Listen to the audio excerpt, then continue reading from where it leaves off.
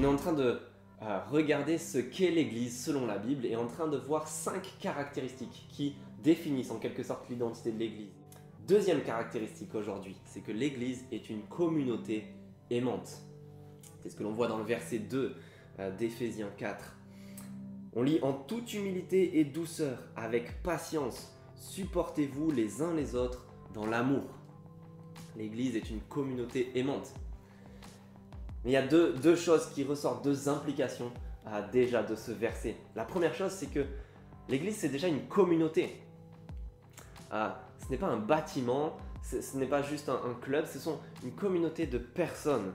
Vous avez peut-être remarqué ce terme « les uns les autres », supportez-vous les uns les autres. En fait, le Nouveau Testament, la Bible même tout entière, en est truffé.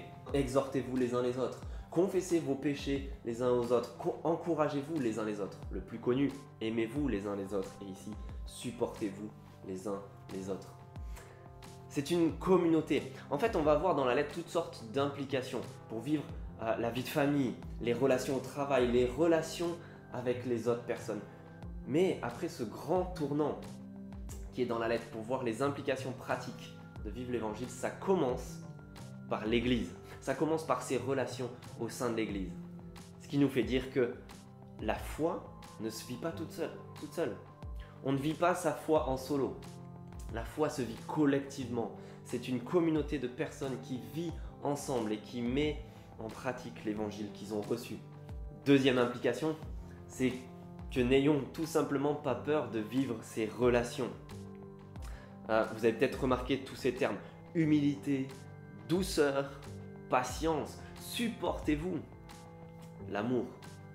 N'ayons pas peur de vivre des relations compliquées. La Bible ne nous présente pas un monde de bisounours dans l'Église.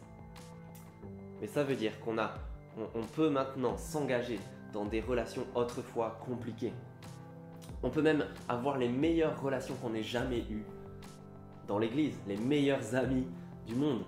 Le chapitre 2 de cette même lettre nous présentait les juifs et les non-juifs qui étaient séparés par un mur que Paul appelait la haine.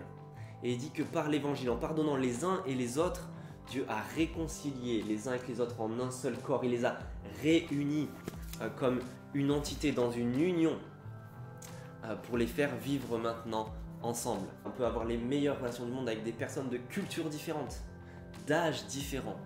Vivre cette famille, cette communauté aimante dans l'Église.